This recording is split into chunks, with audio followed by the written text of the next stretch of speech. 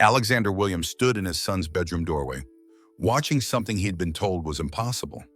His 3-year-old son, Mason, who had never voluntarily reached for anything in his entire life, was holding a mud sculpture, his small fingers tracing its rough surface. And he was smiling, actually smiling. "Jackson made this for you," the 5-year-old black boy sitting next to Mason said gently. "It's a turtle. Feel his shell. That's bumpy.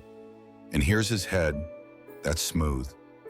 Mason's fingers moved across the dried mud, exploring every ridge and curve. Then his mouth opened and a sound came out. Not crying, not the usual silence, but something else. "Jackson," Mason whispered. Alexander's knees went weak. His son, his unreachable, silent son, whom several specialists said would never communicate, had just spoken another child's name 3 years earlier. Alexander Williams held his newborn son for the first time. Mason was beautiful. Perfect tiny fingers, perfect tiny toes, a face like an angel. But something was wrong. The doctors conducted test after test. Finally, one doctor delivered news that shattered his world. Mason was born with a severe brain abnormality affecting his visual cortex and language centers. He was completely blind. He might never develop speech and appeared to have significant sensory processing issues. Alexander, a Seattle tech billionaire who founded Access Tech, refused to accept it. He'd built a technology empire focused on assistive devices. Surely money could fix this. Surely the right doctor, the right treatment, the right technology could reach his son. He was wrong. Alexander spent millions. He flew in specialists from Switzerland, Japan, England, America. They tried vision therapy despite Mason's blindness. They tried speech therapy even though Mason never made a sound. They tried everything. Nothing worked. Mason existed, but he didn't live. He sat where they placed him. He ate when they fed him. He slept when they put him to bed. But he never reached for anything, never turned toward voices, never showed any sign that he knew anyone existed.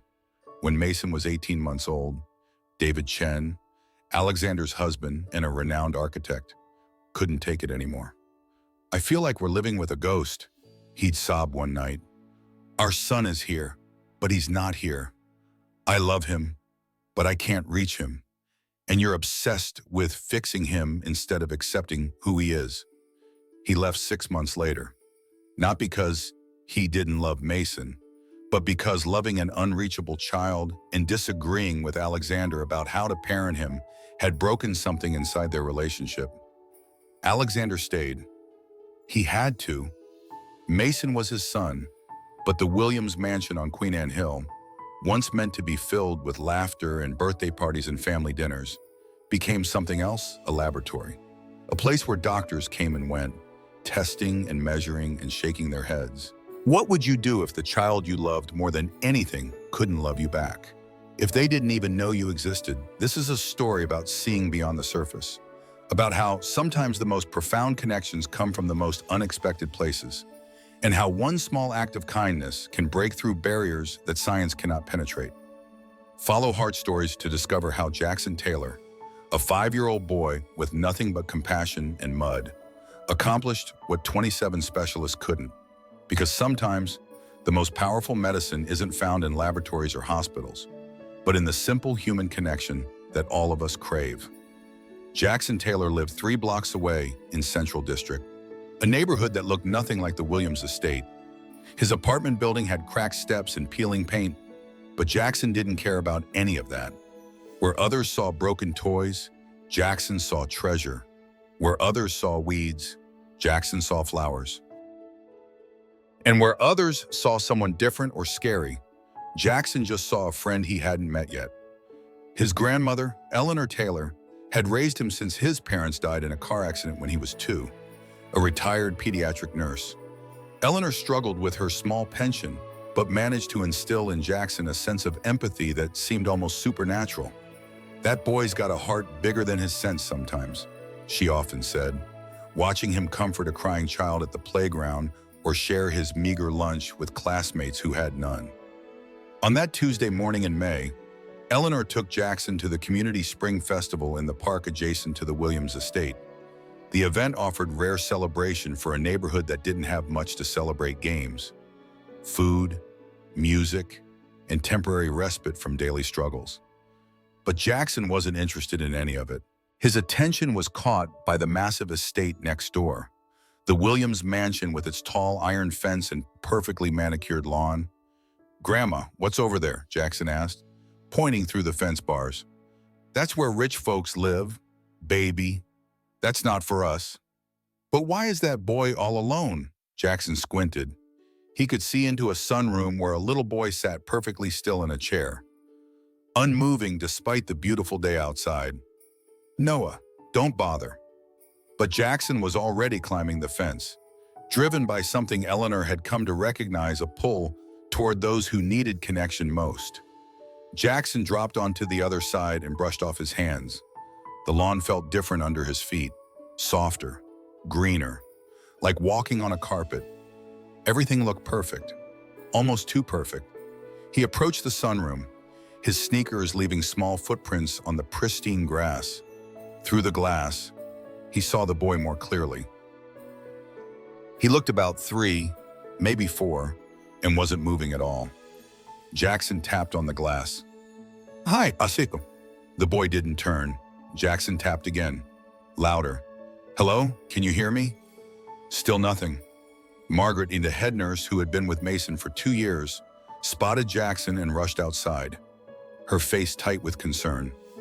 "Little boy, you can't be here. This is private property." "I just wanted to say hi to him," Jackson said, pointing at Mason. "Is he okay? Why isn't he playing?" Margaret's expression softened slightly. He can't play, sweetheart. He was born with problems that make it hard for him to do things other children do." "Can I try," Jackson asked simply, "to play with him?" "Try what?" "Maybe he just needs a friend." Margaret almost said no. She'd seen dozens of professionals try to reach Mason. What could a 5-year-old do that they couldn't? But something in Jackson's earnest face made her pause. "5 minutes," she said finally. When Jackson walked into that sunroom, he didn't see a medical case or a hopeless situation. He saw a kid who looked lonely. He sat down on the floor next to Mason's chair without trying to touch him or talk at him like adults did. "Those toys look boring," Jackson said conversationally, as if Mason was having a conversation with him. "Want to know what I like to play with? Mud. You can make anything with mud." Mason didn't move, didn't turn his head, showed no sign he'd heard anything.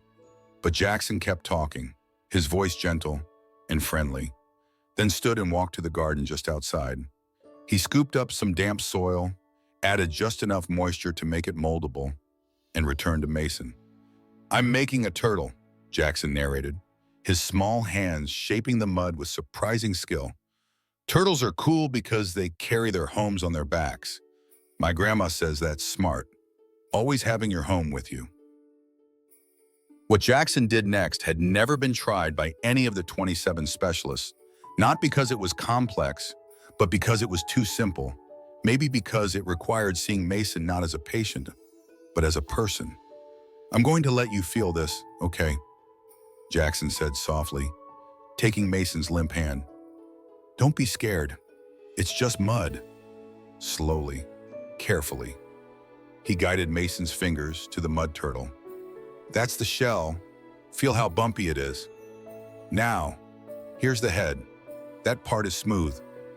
And then something impossible happened. Mason's fingers, which had never voluntarily moved to explore anything, began moving on their own, tracing the turtle's shape. For the first time in 3 years, the corners of Mason's mouth turned up slightly, a smile. "Yeah," Jackson said with simple joy. "You're doing it, you're feeling it. The turtle's name is Speedy, even though turtles are slow.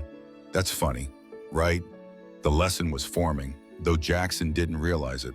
While experts search it for complex solutions, sometimes the answer lies in the simplest human connection, in seeing the person beyond the diagnosis, and in the extraordinary wisdom of those we might otherwise overlook. Margaret ran to find Alexander, who was in his office on yet another call with yet another specialist explaining why his latest approach wouldn't work. "Mr. Williams," she interrupted breathlessly, "come to the sunroom now. You have to see this." When Alexander reached the doorway, he froze at the sight of a little black boy sitting on the floor next to Mason, his son, actually touching something voluntarily. Alexander stood transfixed as Jackson continued creating mud sculptures and guiding Mason's hands to each one. With each new creation, Mason's responses grew stronger. His fingers moved more confidently. His body leaned forward slightly, engaged instead of passive. After witnessing Mason speak for the first time, Alexander knew he needed Jackson to return. Margaret called Eleanor, who came rushing over in a panic, apologizing profusely for Jackson climbing the fence. But Alexander held up his hand to stop her. "Mrs. Taylor, please don't apologize. Your grandson just gave me the first hope I've had in 3 years." Eleanor studied the tech billionaire carefully, recognizing both privilege and pain in his eyes. "So, what are you asking?" she said cautiously. She dealt with wealthy people before. "I'm asking if Jackson could come back regularly. I'll pay whatever." "We don't need your money," Eleanor said sharply, then softer. "But if Jackson can help that baby, he'll come because that's who he is." Over the next 2 weeks, Jackson visited every day after school, and Mason continued to respond more. He turned his head toward Jackson's voice. He reached for the sculptures. He made sounds that slowly started to resemble words. The specialists who still evaluated Mason were baffled. Dr. Morrison, the lead neurologist who had spent 15 months studying Mason's case, was particularly disturbed. "This doesn't make scientific sense," he said, reviewing the latest brain scans. "The boy's tests show he shouldn't be capable of." "But he is capable," Alexander interrupted. "We're watching it happen." Dr. Morrison's face darkened. "Mr. Williams, I must advise caution. This friendship is uncontrolled, unscientific. Having an untrained child from an impoverished background conducting what amounts to experimental therapy." "He's not conducting therapy," Margaret interjected. "He's being a friend." "Is it?" Dr. Morrison pulled out a folder. "Or are you all seeing what you want to see? Hope can be dangerous, Miss Williams." Alexander looked through the window at Jackson and Mason playing with mud sculptures in the garden. Mason was laughing, actually laughing. "That's not false hope," Alexander said quietly. "That's my son living for the first time." 3 days later, disaster struck. A letter arrived from the Department of Child Services regarding a complaint about potential exploitation of minor Jackson Taylor, age 5, for experimental medical purposes without proper oversight or compensation. Someone had reported Alexander Dr. Morrison. The letter threatened an investigation and mandatory cessation of all contact between Jackson and Mason pending review. Even worse, it questioned Alexander's fitness as a single gay father of a special needs child, suggesting Mason's care might need evaluation. That same afternoon, David Chen appeared at Alexander's door, having seen news reports about their son's miraculous progress. "I want to see him." "Alex," David said, "I made a mistake leaving. I want to be part of his life again." Alexander's heart raced. "Now, after you abandoned us, after I've finally found something that helps him." "I have rights," David said. "If you try to keep me from my son, my lawyers will file for custody." "Do you really want that battle right now, with DCS already investigating you?" The pressure mounted from all sides. The media began questioning the ethics of a white billionaire using an underprivileged black child for experimental treatment. Social workers interviewed Eleanor and Jackson, asking probing questions about coercion and compensation.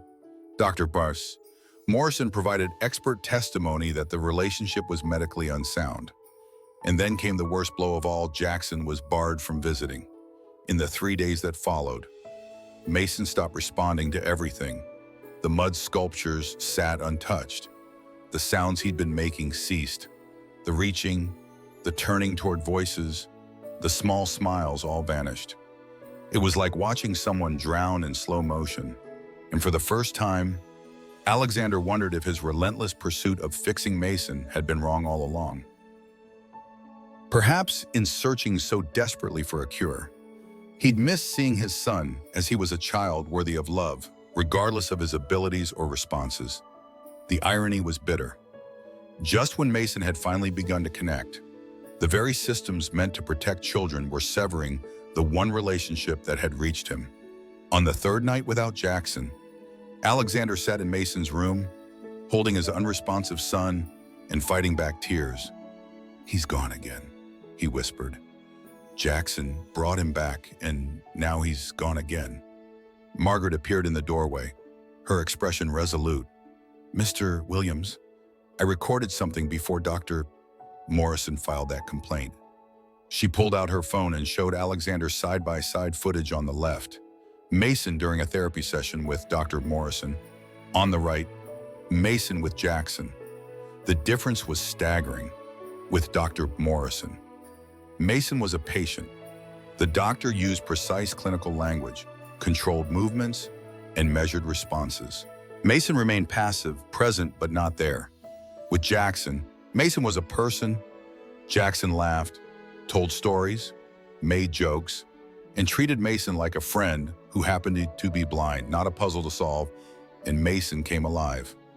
"Look at the timestamp," Margaret said. "Same day, 1 hour apart." Alexander watched the footage 3 times.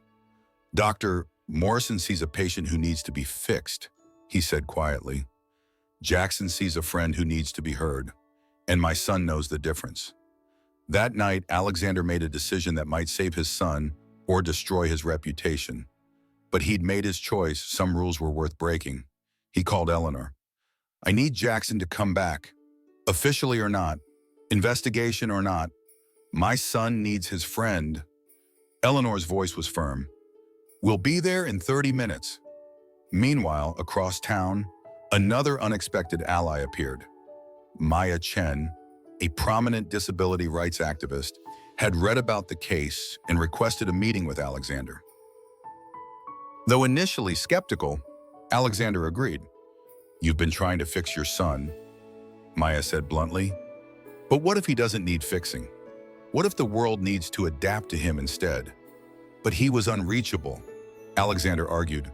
"To you." Maya corrected. "Not to Jackson. Have you considered that your son isn't broken, he just experiences the world differently?"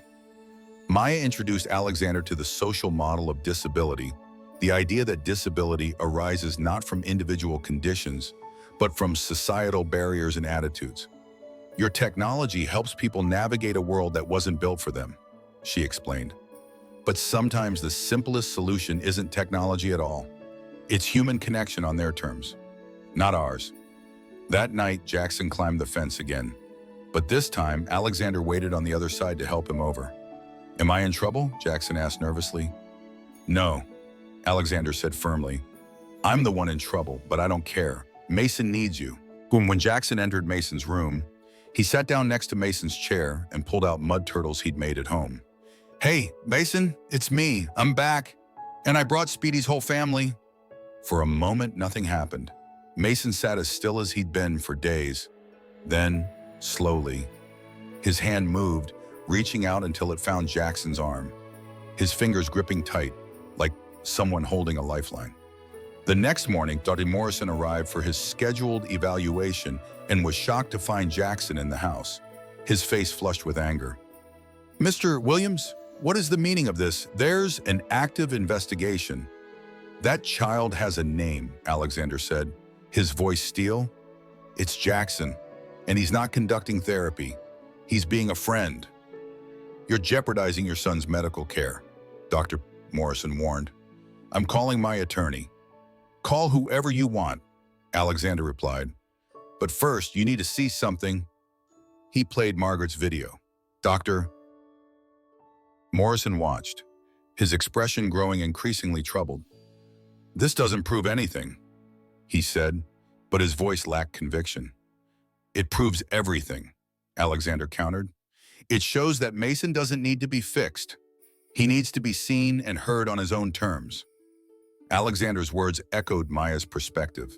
a realization dawning that would transform not just his relationship with his son, but his entire approach to assistive technology. Sometimes the most profound wisdom comes when we stop trying to change others and instead change how we see them, recognizing the full humanity in every person, regardless of their abilities.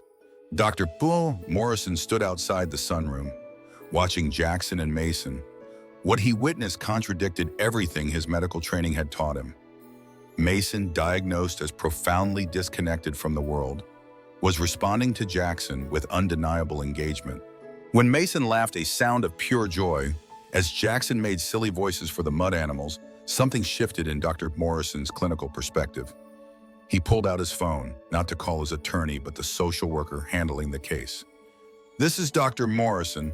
I need to retract my complaint." "No, I'm not being coerced. I was wrong." His voice caught unexpectedly. "The child, Jackson, isn't conducting therapy. He's providing something my protocols couldn't, human connection. And it's working." The investigation was dropped 2 days later. Dr. Morrison wrote a formal letter to DCS explaining that he'd misunderstood the situation, that Jackson's presence was beneficial, not exploitative, and that he'd support the arrangement under his professional supervision, not as therapy, but as supported friendship. A week later, the DCS hearing still proceeded to evaluate Alexander's fitness as Mason's guardian. Alexander entered the conference room to find not just Eleanor and Dr. Morrison there to support him, but a surprise advocate, David. "Mason deserves stability," David told the committee, "and Alexander has created that for him. I was wrong to leave, but I was also wrong to threaten custody battles when I returned. Our son needs both of us, working together, not fighting each other." Alexander's eyes met David's, a silent understanding passing between them. Their relationship had changed, but their love for Mason remained the foundation of a new kind of family structure. With the legal battles behind them, Alexander focused on transformation. He invited Maya Chen to join Access Tech's board and shifted the company's entire philosophy. "We've been creating technology to help people fit into the world," he announced at the company meeting. "Now we're going to create technology that helps the world adapt to people." The company was renamed Connect Tech with the motto, "Technology serves humanity, not the other way around." Dr. Morrison, profoundly changed by his experience, developed a new integrated therapy approach, combining medical science with personal connection. "The breakthrough with Mason Williams taught me that medical expertise alone isn't enough," he wrote in his groundbreaking paper. "Healing happens in relationship." Eleanor Taylor, whose wisdom had been quietly guiding Jackson's natural empathy, was invited to serve as an advisor to both Morrison's new program and Alexander's foundation. Her years of nursing experience, combined with raising Jackson, provided insight that no medical degree could match. 1 year after Jackson first climbed that fence, Alexander organized a small celebration in the garden. Mason was 4 now, Jackson 6. They sat together surrounded by an entire mud city they'd built over months: buildings, roads, parks, families of mud animals. Mason ran his fingers across a mud building, then turned his head toward where he knew Jackson was sitting. "Jackson, my best friend," Mason said clearly. "You're my best friend too. Mason, forever and ever." Eleanor sat next to Alexander, both watching the boys. David joined them, having become a regular visitor and co-parent. Their past conflicts transformed into mutual respect. "You know what the miracle is?" Eleanor said softly.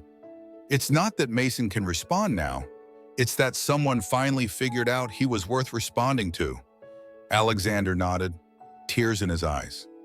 "I spent 3 years trying to fix my son, trying to make him fit the world. Jackson spent 20 minutes trying to understand him, to meet him where he was. And that made all the difference." The story ends on a rainy afternoon. Alexander stands in the sunroom doorway watching Jackson and Mason sit by the window, their hands pressed against the glass, feeling the vibrations of the rain. "Can you feel it, Mason?" Jackson asks. "That's rain. It's like tiny fingers tapping on the window." Mason presses his hand harder against the glass, a huge smile on his face. Then he turns toward his father's voice. Rain, Jackson, Mason says, putting together his first three-word sentence. Alexander walks over and sits with them, adding his hand to the window next to his son's. Yes, buddy, rain with Jackson and Dada too. Have you ever discovered that the solution to a seemingly impossible challenge was simpler than you imagined? That sometimes what we need isn't more expertise, but more humanity? Share your thoughts in the comments below. Follow HeartStories for more powerful tales that remind us how connection transcends barriers, and how the most profound wisdom often comes from those we least expect to teach us.